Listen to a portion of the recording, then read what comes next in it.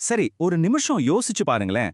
நீங்க ஒரு புது வக்கீல், சட்டத்தை எல்லாம் படிச்சு இனிதான் நீதியை காப்பாத்த போறீங்க. ஆனா உங்க கூடவே வேலை செய்ய போறவங்கள தேர்ந்தெடுக்கிற ஒரு எலெக்ஷன்ல உங்களாலேயே ஓட்டு போட முடியலன்னா எப்படி இருக்கும்? ஆமாங்க, இது கற்பனை கதை இல்ல. இது 3 இளம் வக்கீல்களுக்கு நிஜமாவே நடந்த ஒரு கதை. இந்த ஒரு கேள்விதாங்க இந்த முழு சட்ட போராட்டத்தோட அடிப்படையே. யோசிச்சு பாருங்க. நீதியை காப்பாற்ற வேண்டிய ஒருத்தர் அவரோட சொந்த ப்ரொஃபஷனல் சங்கத்திலேயே அவரோட ஜனநாயக உரிமையை பயன்படுத்த முடியல. இது எப்படி நடந்தது? ஏன் இப்படி ஆச்சு? வாங்க உள்ள போய் பார்க்கலாம். சோ இந்த வக்கீல்களோட நிலைமையை பாத்தீங்கன்னா அது ரொம்பவே ஒரு சங்கடமான நிலைமை. சட்டப்படி அவங்க அட்வொகேட்ஸ் தான், அதுல எந்த மாற்று கருத்தும் இல்ல. ஆனா அவங்களுக்கு கிடைக்க வேண்டிய ஒரு ரொம்ப முக்கியமான ஓட்டுரிமை மட்டும் கிடைக்காம போயிடுச்சு. இது எவ்வளவு பெரிய ஒரு முரண்பாடு இல்லையா? பிரச்சனை சரியா இங்கே தான் ஆரம்பிக்குது. பாருங்க, ஆகஸ்ட் 2025ல அவங்க தற்காலிகமா வக்கீலா பதிவு செஞ்சிருக்காங்க. அதுக்கப்புறம் அகில இந்தியா பார் எக்ஸாம், அதாவது ஏஏபியும் எழுதிட்டாங்க. எல்லாம் கரெக்டா போயிட்டு இருக்குன்னு நினைக்கும் போது டெல்லி பார் கவுன்சில் தேர்தல் அறிவிப்பு வருது. ஆனா இங்கே தான் ஒரு பெரிய ட்விஸ்ட். அவங்க எழுதின அந்த தேர்வு முடிவுகள் இன்னும் வரல. அதனால அவங்களால ஓட்டு போட முடியாது, தகுதி இல்லைன்னு ஆயிடுச்சு.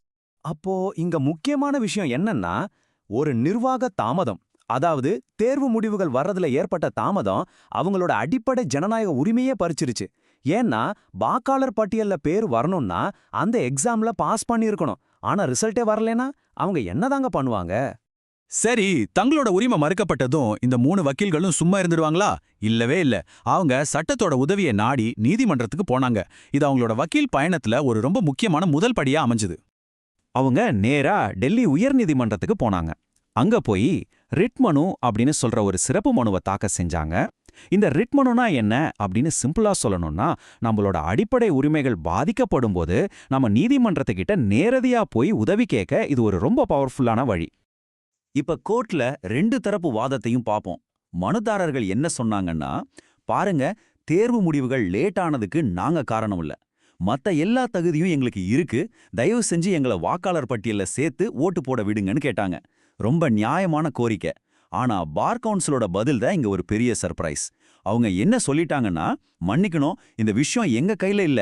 இது ஏற்கனவே உச்சநீதிமன்றத்தோட மேற்பார்வையில இருக்குன்னு சொல்லிட்டாங்க.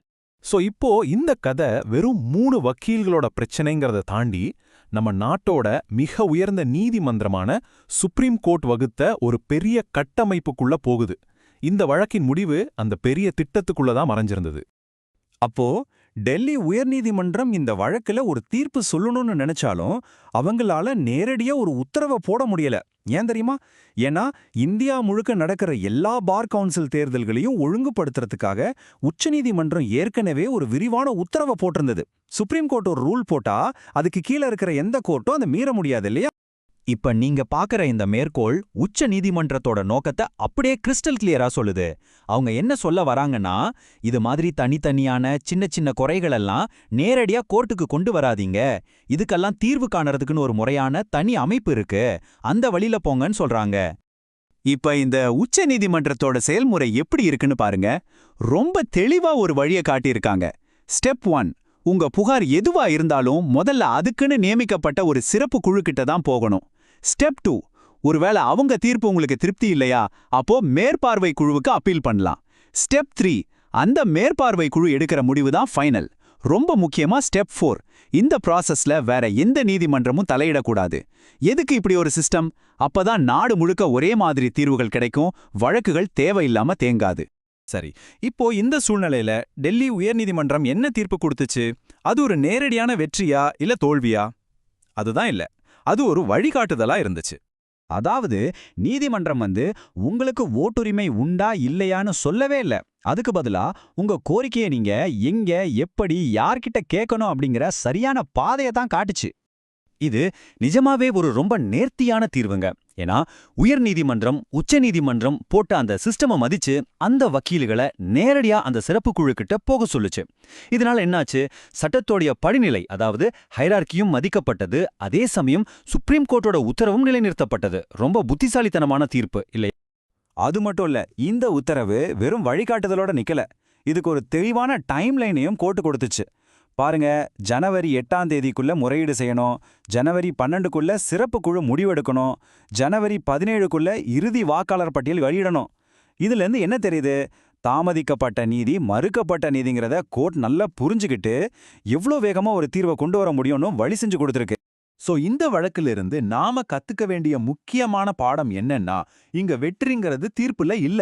மாறாக ஒரு பிரச்சனை வரும்போது அதை அணுகிறதுக்கான சரியான வழிமுறை எது அப்படிங்கறத மறுபடியும் உறுதிப்படுத்தியதுல தான் இருக்கு. இது நம்ம சட்ட அமைப்போட ஒழுங்கையும் கட்டமைப்பையும் இன்னும் பலப்படுத்துது. கடைசியா இந்த வழக்கு நமக்கு ஒரு முக்கியமான பாடத்தை கத்துக் கொடுக்குது. சில நேரங்கள்ல ஒரு வழக்குல ஜெயிக்கிறோமா தோக்குறோமாங்கிறத விட சரியான பாதையை பின்பற்றுறோமாங்கிறது தான் ரொம்ப முக்கியம். இப்ப நான் உங்களை கேக்குறேன், நீங்க எந்த மாதிரியான அமைப்பை அதிகமா நம்புவீங்க? ஒரு பிரச்சனையை தீர்க்க ஒவ்வொரு முறையும் நீதிமன்றத்தோட கதவை தட்டுறதையா, இல்ல இது மாதிரி பிரச்சனைகளுக்குன்னே உருவாக்கப்பட்ட சிறப்பு அமைப்புகள் மூலமா தீர்வு காண்றதையா? யோசிச்சு பாருங்க.